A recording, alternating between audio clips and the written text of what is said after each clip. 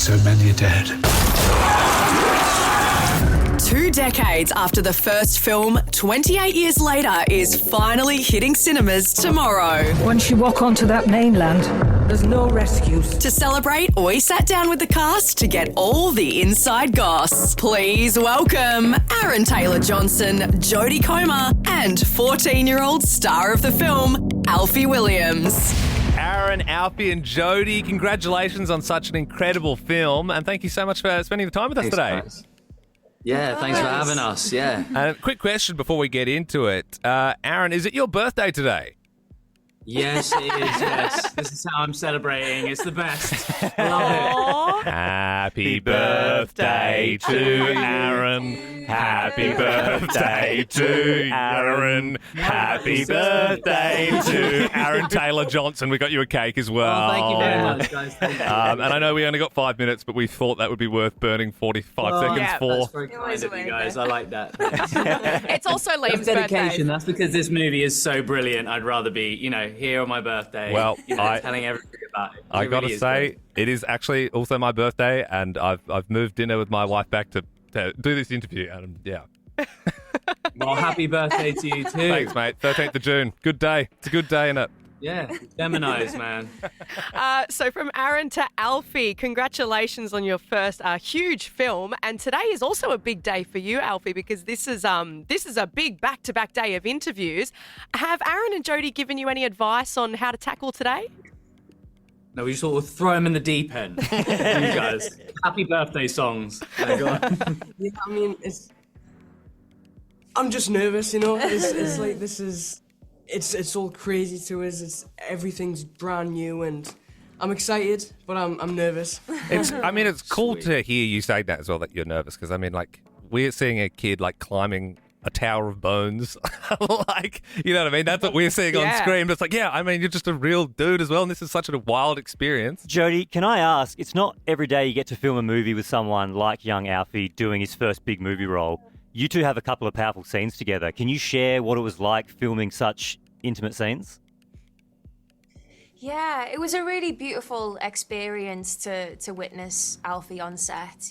From the day we started in rehearsals, it was just so clear that he has such an instinct and a confidence and a desire to be present and give himself to the job. And it was interesting because our dynamic's quite interesting within the film, because Spike is often having to play the parental role within the relationship. So there was a kind of nuance there that we had to find, but we had so much fun on set. And then it was amazing for me to be able to watch the film and see what, Aaron and Alfie had, because we only spent a little bit of time together. So it was really beautiful to see what they'd done without me there. I get it. When you see the movie, it's split up into different sort of parts. Yeah. Now, and that's good to hear that you have fun on set as well, because I was wondering that, when you're watching it, it's so nail-biting. There's so many points when you're just getting chased by 100 naked zombies.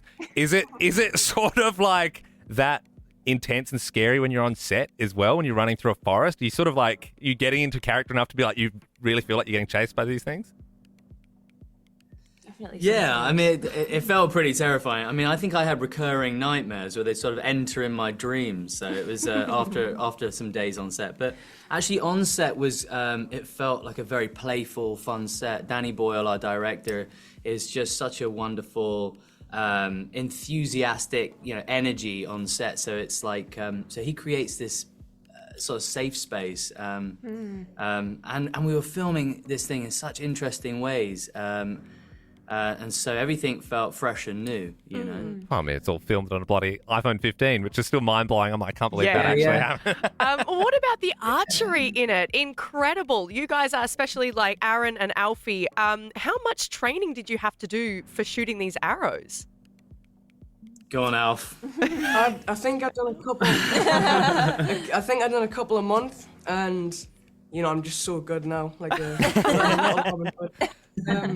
Yeah, but I've really took to it. You know, I've liked doing it, and I've got really good at it. Alf, so Yeah, in the first 2 weeks, Alfie challenged me to see how many bullseyes we could get against each other, and he smashed me. So, spent 2 months. He was like, "Yeah, go on, let's have a competition." And he's actually really naturally talented with the bow and arrow. Wow, you definitely got to keep it up, Alfie. Definitely keep that talent, because I did see you get a bullseye on your Instagram in a video, and it looks amazing. and look, I know there's more movies to come, more infected to shoot in the neck with, Yes. lots of arrows. So, guys, thank you so much for the chat. Happy birthday again, Aaron, and congrats on the film. Thanks for having us, guys. Have Take a care. nice day. See ya.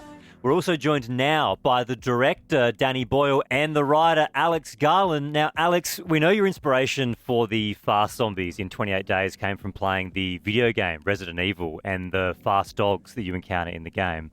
In 28 years, you have a couple of new types of infected. There's the alphas, and then there's the grotesque crawling ones.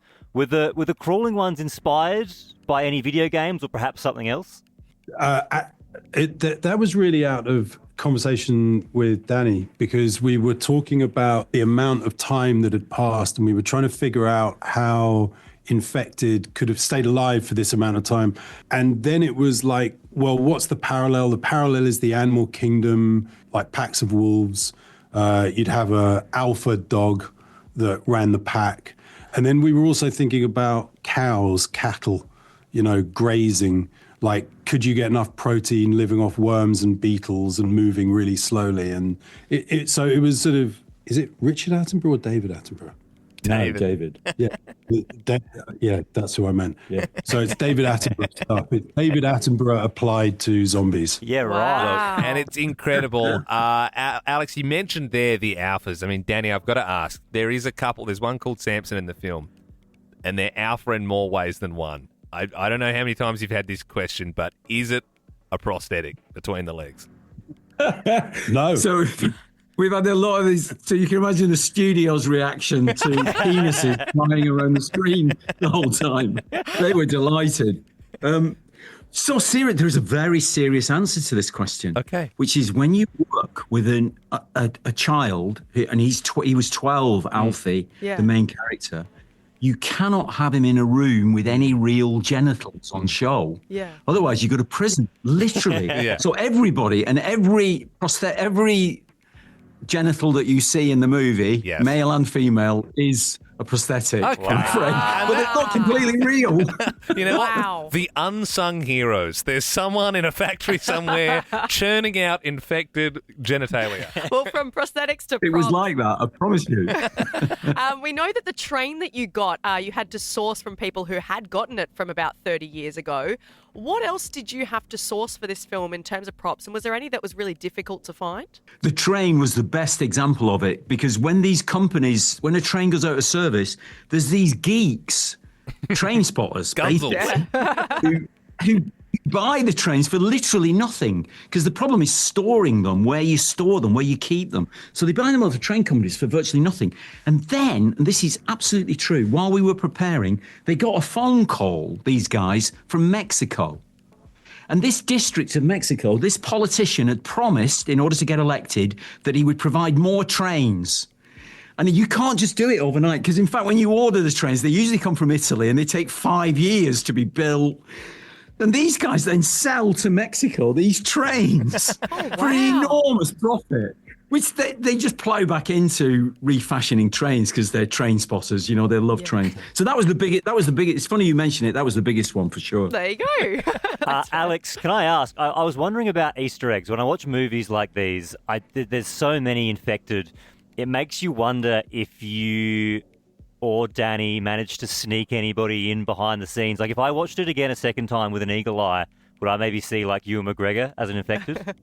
No, it was just Cillian Murphy turning up to do the skinny infected. That was the only one. Not true. Not true.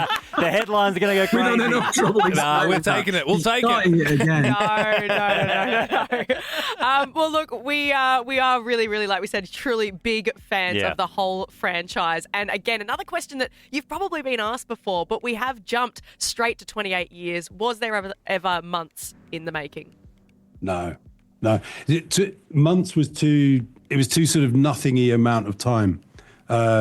Days gives it a bit of urgency. Weeks means you can cash in quickly on the days, and then months was just nothing. And years meant something could have really changed, and we had something we could get our teeth into. And look, and that's the most exciting thing, and you really do get that from the start. Like, as you mentioned, the different types of infected, you're like, okay, clearly this world has changed a lot over this time. And it's also, in our real world time, life has changed a lot.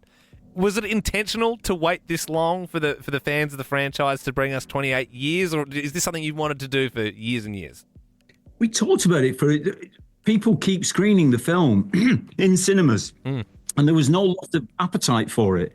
But we talked about it over the years, but it was wonderful to be able to put this time gap in, because you have to then rebuild the world.